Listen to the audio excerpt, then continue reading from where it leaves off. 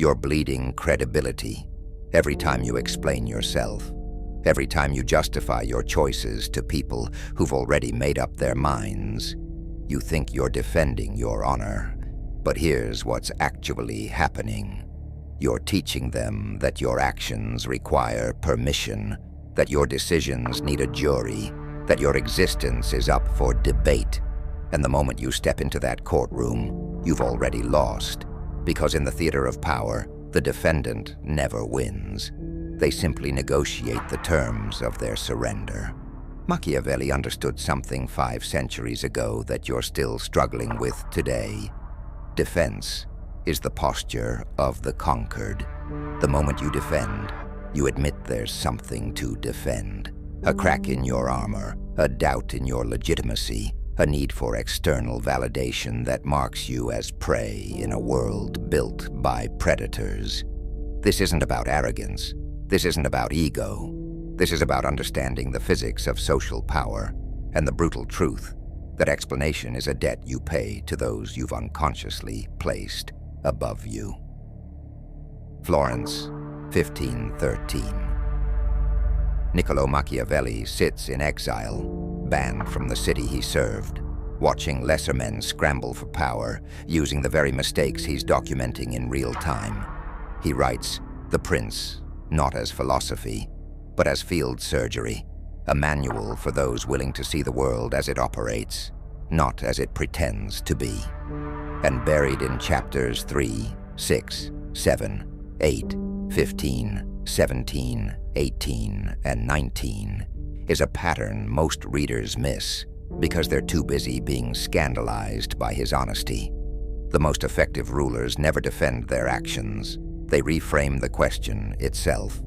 Cesare Borgia didn't explain why he executed Ramiro de Orco in the town square. He simply presented the corpse and let the silence do the talking. The people didn't ask why. They asked, what comes next? Which is exactly where Borgia wanted their attention.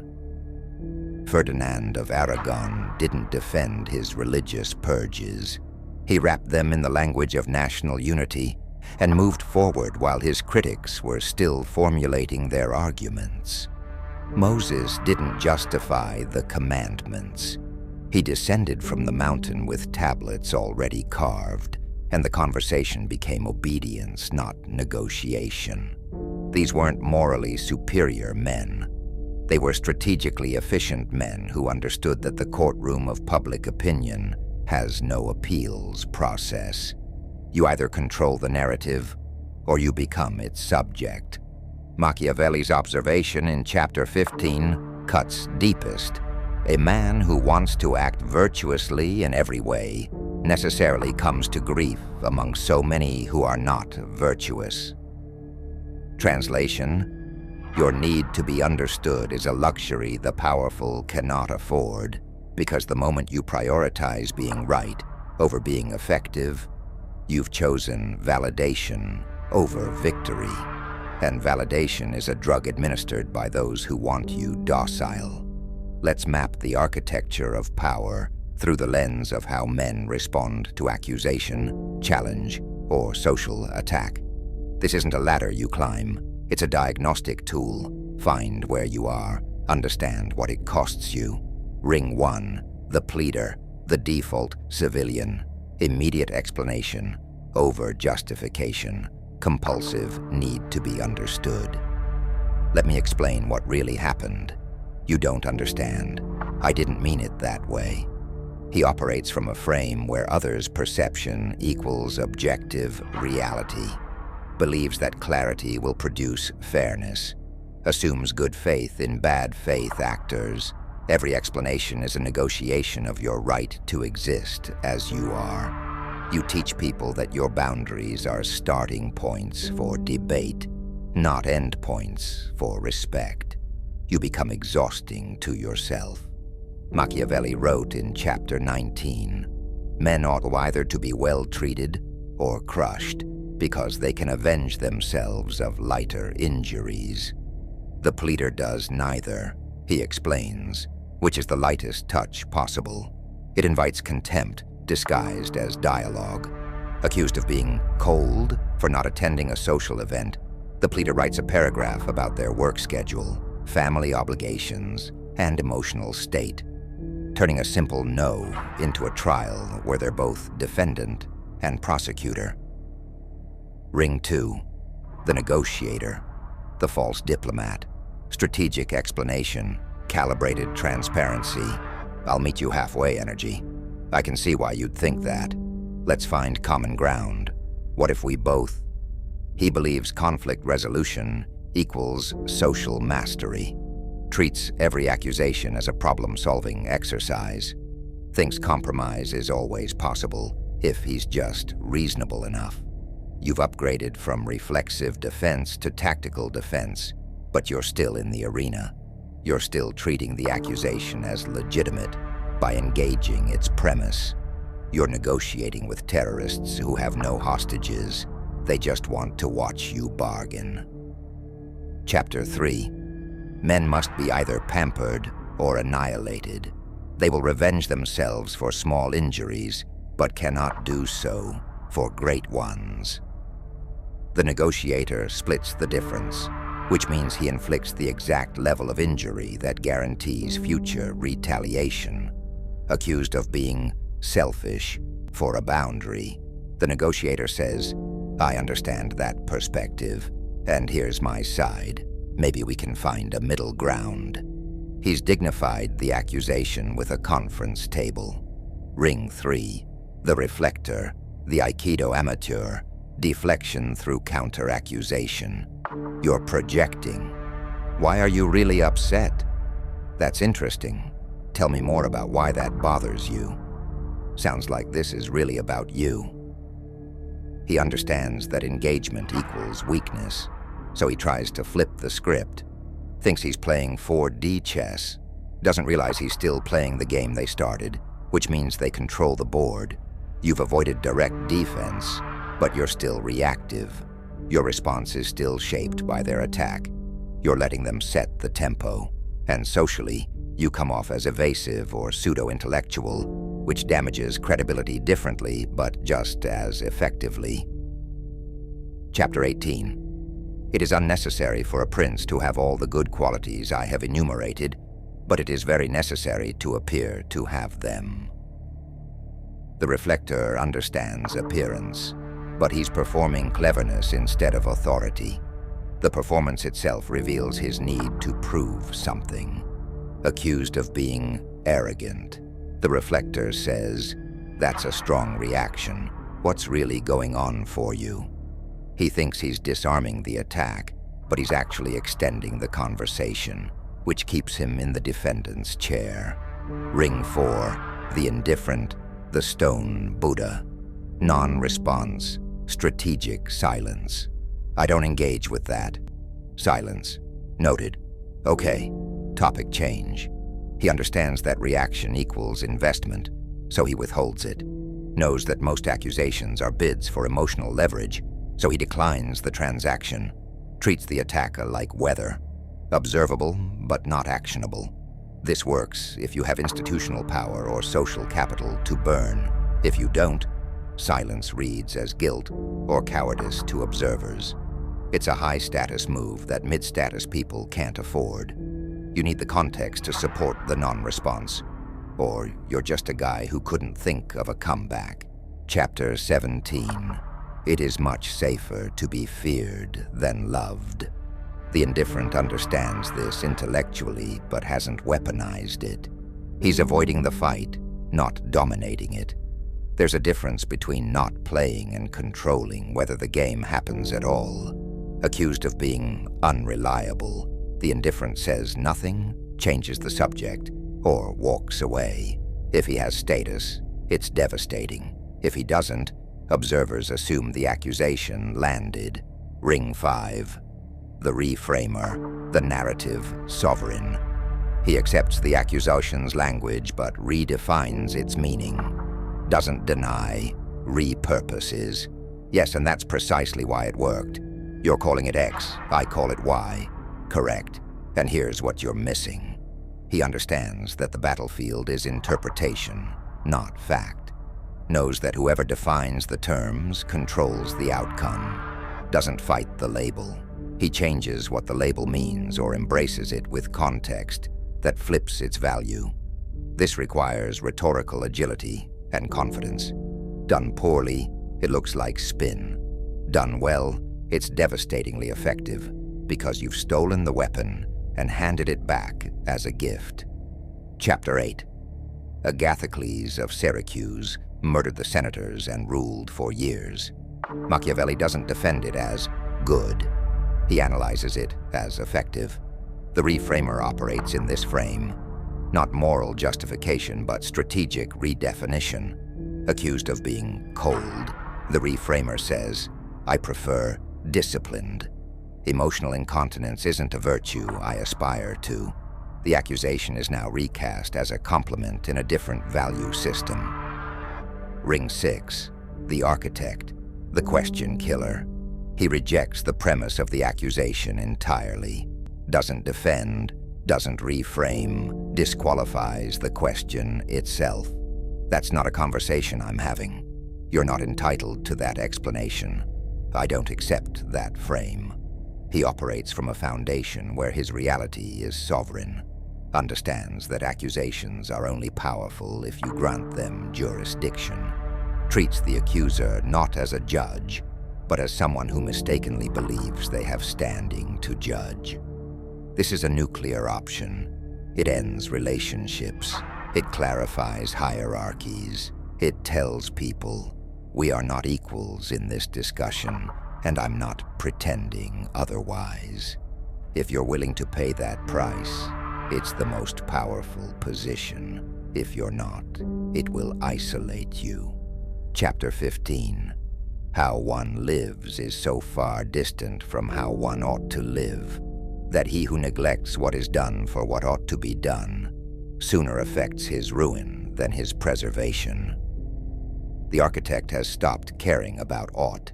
He's operating in is, and in is, he doesn't answer to the crowd.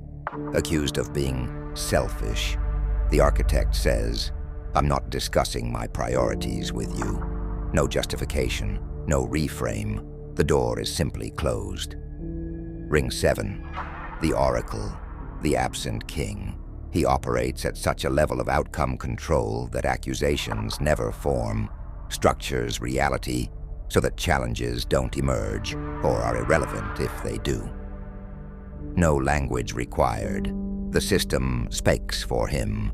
He has built such undeniable results, social capital, or institutional leverage that defense is obsolete. The accusation withers in the presence of what he has built. His actions are self-evident to the point that explanation would be condescension. This isn't a strategy, it's a result of decades of strategy. You can't fake this. You have to build it. But it's the only ring where you're truly immune, because the accusations happen in a social stratum so far beneath you that engaging them would be bizarre. Chapter 6. Moses, Cyrus, Romulus, Theseus. These men were forced to use violence to establish their power, but once established, that power was self-sustaining. The oracle has completed the arc. The foundation is so solid that the scaffolding of explanation is long gone. Elon Musk, accused of being reckless.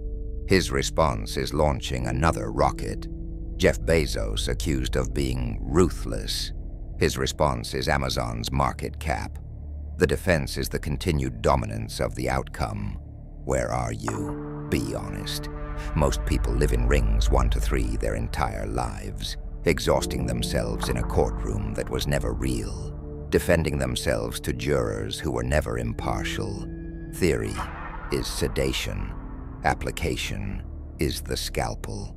Here's how you extract yourself from the defense reflex. Step 1. Audit your explanation debt. For 1 week, track every time you explain yourself without being asked for specific, actionable information. Not clarification, not collaboration, explanation. I didn't mean it that way. Let me tell you why I did that. You have to understand my situation. Write them down, count them, you'll be horrified.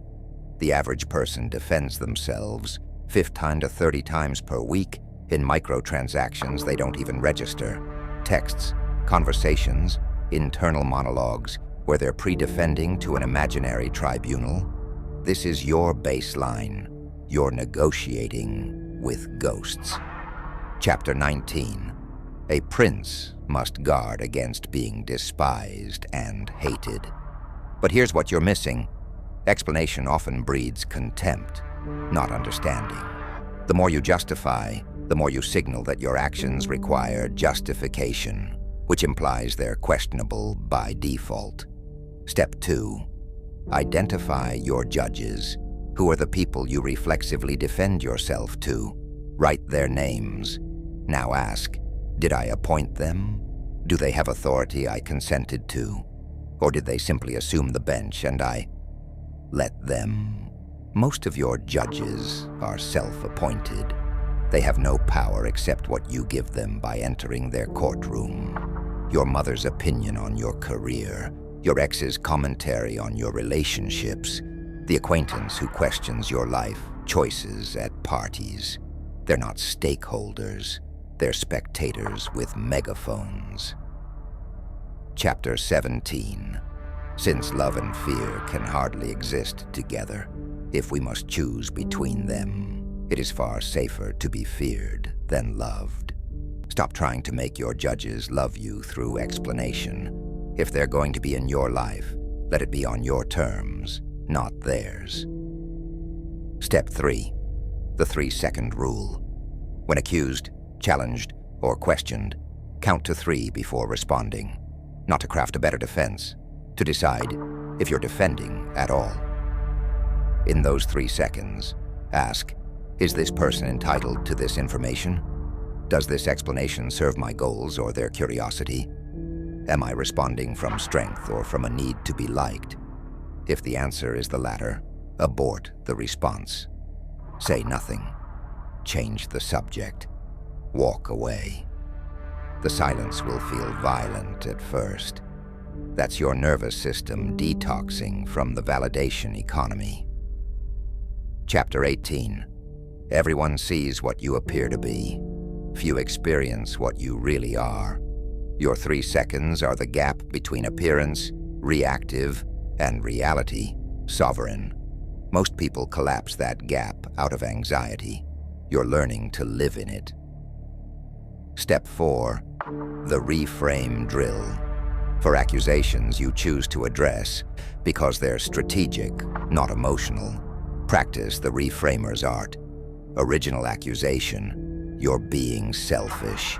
Weak defense, no I'm not, I just have boundaries. Reframe, I'm prioritizing asymmetrically. You're calling it selfish because you're on the wrong side of the asymmetry. The reframe doesn't argue with the facts. It changes the interpretive lens through which the facts are viewed. Practice this daily on low-stakes accusations. You're quiet today becomes, I'm selective with my attention. You're too intense becomes, I'm calibrated for outcomes, not comfort. You never compromise becomes, I don't negotiate on foundational principles. I'm flexible on tactics. Chapter 8. When discussing Agatha Clay's cruelty, Machiavelli doesn't say it was good. He says it was well used or poorly used. The reframe moves you out of the morality trap and into the effectiveness frame, where you control the criteria for judgment. Step 5. The disqualification script. For accusations from people with no legitimate standing, you need language that ends the conversation without apology. I don't accept that premise. That's not a discussion I'm entering. I'm not sure why you think I owe you an explanation on this. You're not entitled to my justification. These aren't rude. They're boundaries. Rudeness is violating social norms without reason. This is the reason. You're protecting your sovereignty from people who would audit it to death. Chapter 3. Men should be either treated generously or destroyed. because they take revenge for slight injuries. For heavy ones, they cannot. The disqualification script is heavy. It tells the person, this conversation is closed, and reopening it will be costly for you. Most will back off. Step 6. Build the undeniable. Here's the brutal truth. The less you've built, the more you'll have to defend. The oracle doesn't explain because his results are louder than any accusation. If you're still in rings 1 to 4, it's partially because your foundation isn't strong enough to make defense irrelevant. So, build. Build the career that makes lazy laughable. Build the relationships that make cold absurd. Build the body that makes undisciplined incoherent. Build the bank account that makes irresponsible impossible. The best defense isn't a better argument. It's a life that makes the accusation empirically false. Chapter 6. Moses, Cyrus, Romulus. They didn't defend their right to lead. They led so undeniably that defense became unnecessary. The legitimacy was in the outcome, not the explanation. Step 7.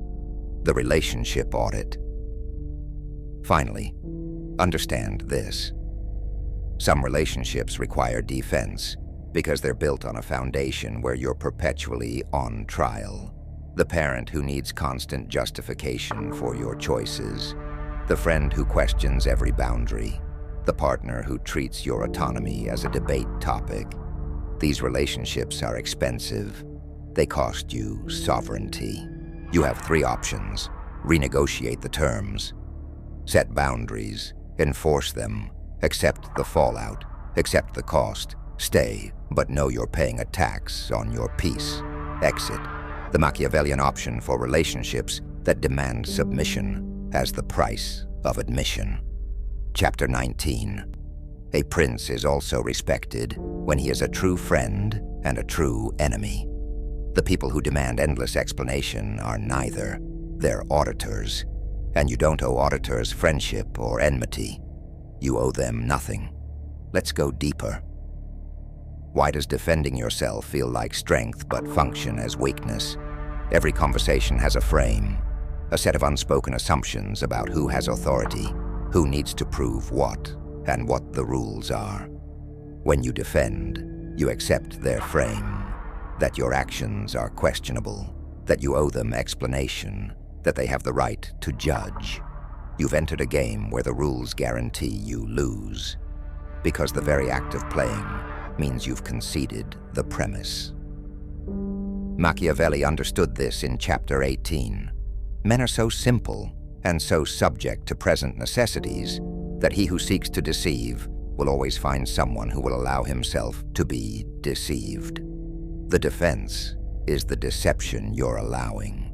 The illusion that this is a fair trial when it's actually a power play. Defense begets more defense. You explain. They're unsatisfied because satisfaction was never the goal. Engagement was. They probe further. You explain again, now with more detail. They find a new angle. This continues until you're exhausted and they're bored. But here's what you've taught them. You are available for interrogation at any time, indefinitely. You've become a deposition, not a person. Chapter 3. Injuries ought to be done all at once, so that being tasted less, they offend less. The defense spiral does the opposite. It parcels out micro-injuries to your credibility, your time, your peace, over an extended period, maximizing the damage. Every defense is a status transaction. When you explain yourself, you're implicitly saying, your opinion of me matters more than my assessment of myself. You're placing them above you in the hierarchy of whose judgment counts. And hierarchies, once established, are hard to reverse. The person you defended yourself to once will expect it again and again. You've set a precedent that you operate at their discretion, subject to their approval. Chapter 15. It is necessary for a prince wishing to hold his own to know how to do wrong. What's the wrong here? Refusing to explain yourself to people who have no legitimate authority over you. It feels wrong because you've been socialized to believe that explanation equals respect. It's not. Explanation equals subordination, unless the context demands it. Let's examine historical and modern moments where refusal to defend flipped power dynamics.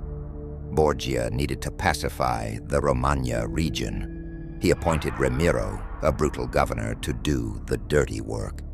The region was stabilized, but Borgia was now associated with the cruelty.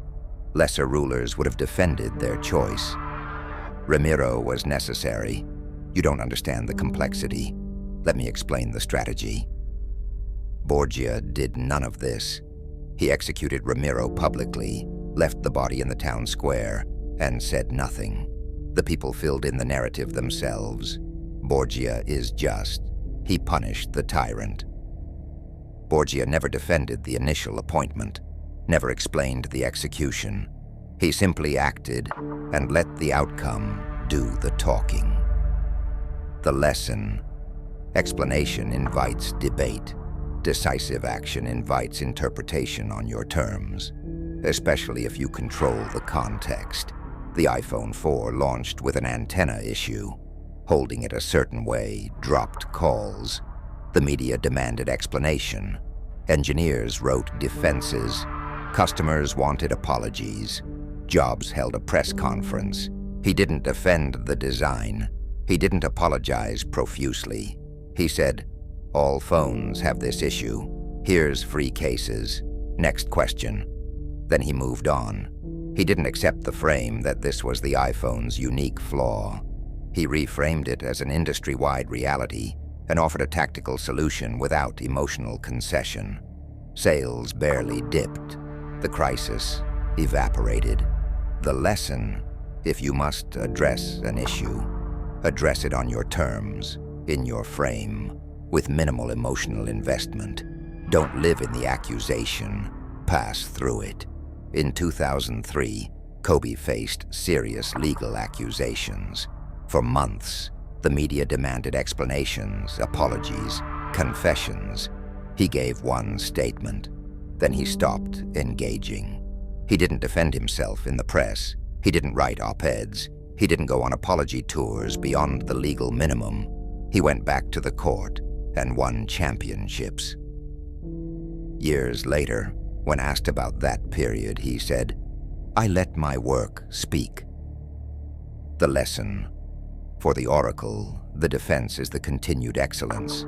The accusation lives in the past. The outcome lives in the present. People remember rings, not scandals. Let's be precise. This isn't a blanket, never explain anything doctrine. That's dogma, not strategy. There are contexts where explanation is strategically necessary. If you're in a position where formal accountability is required, legal, professional, contractual, you explain. But you do so strategically, not emotionally. You're not defending your character. You're providing required documentation. A performance review at work. You don't say, "You don't understand how hard I worked." You say, "Here are the metrics. Here's the outcome. Here's the deviation and its cause." Machiavelli would call this appearing to have the virtues. You're not bearing your soul. You're performing the expected ritual with precision. If someone has earned access to your internal process through demonstrated loyalty, reciprocity, or intimacy, explanation isn't weakness, it's investment. Your spouse asking why you made a financial decision, legitimate stakeholder, worth the explanation. Your coworker asking the same, not a stakeholder, not worth the explanation. The distinction: stakeholders get transparency because they share the consequences. Spectators get boundaries because they just want entertainment. Sometimes an accusation is factually wrong in a way that will damage you if left uncorrected, and you have the leverage to correct it efficiently. You plagiarized this work. Here's the timestamp showing I created it first. That's not defense. That's factual correction with evidence. It's surgical, not emotional. Chapter 18. A prince cannot observe all those things for which men are held good. Translation: don't defend your character. Defend your reputation when false facts threaten your strategic position. Here's the part that will disturb you. Most people want you to defend yourself, not because they care about truth, because your defense confirms their power. When you explain yourself, you're feeding them. You're giving them the emotional supply of knowing they can make you react, make you justify, make you dance. Your anxiety is their entertainment. Your need for their approval is their leverage. And the moment you stop feeding them, they'll escalate. Louder accusations, more aggressive tactics, because you've cut off the supply. This is the extinction burst. It's what happens when a behavior that used to get rewarded, your defense, suddenly stops working. They'll push harder. They'll tell you you're arrogant for not explaining. They'll weaponize social pressure. Everyone thinks you're being unreasonable. This is the test. If you return to defense, you've taught them that escalation works. If you hold the line, they'll eventually redirect their energy to someone more compliant. Chapter 17.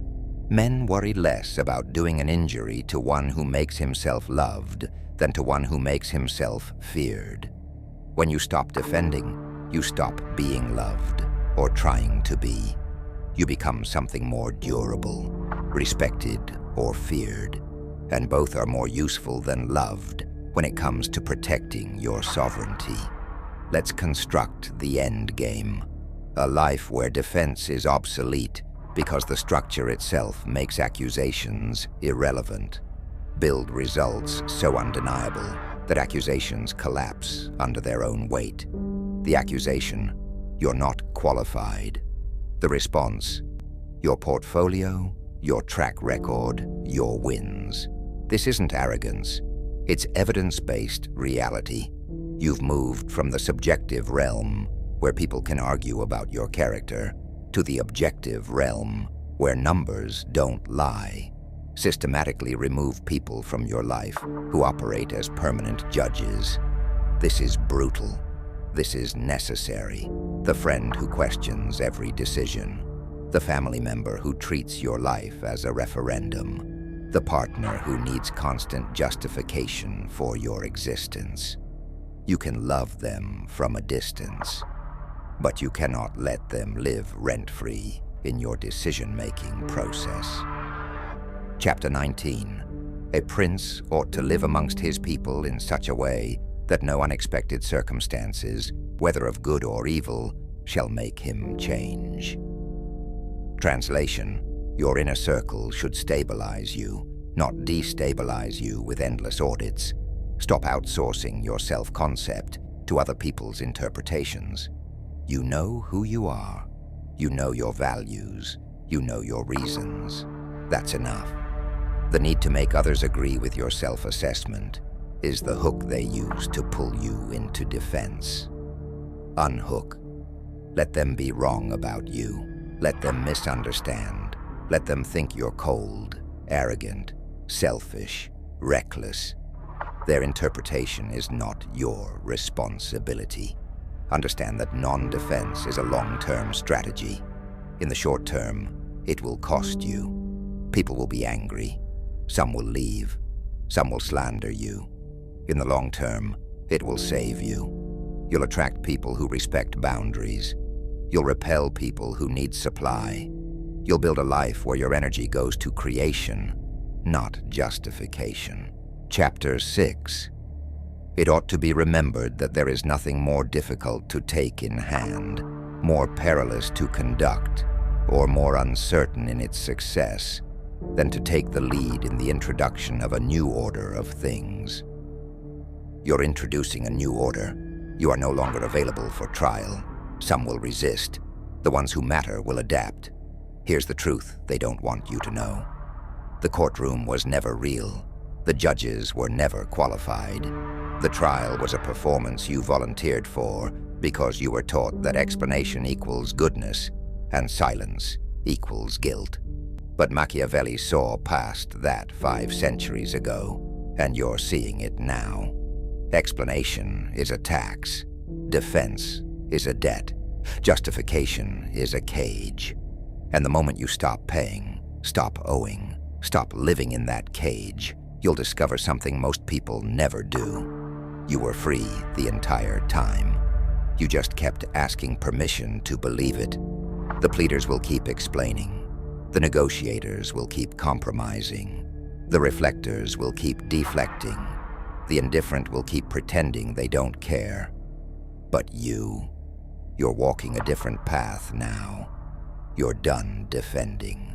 Not because you're arrogant, not because you don't care what people think, but because you finally understood that the people who matter don't need the explanation, and the people who need the explanation don't matter. And in a world full of people exhausting themselves in imaginary courtrooms, you've just walked out of the building. The door is behind you. Most people will stay inside, defending themselves to ghosts, but you're still here, which means you're ready. The contract is simple. If this framework showed you something you can't unsee, if you felt that stomach-drop recognition of how many years you've spent in a courtroom that was never real, then don't just close this and return to the trial. Subscribe, not for me, for you. It's a signal to yourself. I've seen the architecture. I'm learning to build instead of defend. Every video on this channel is another blueprint for sovereignty. Most people will watch this, nod, and return to explaining themselves by tomorrow. But you're not most people. You're still here. In a world of defendants, be the sovereign.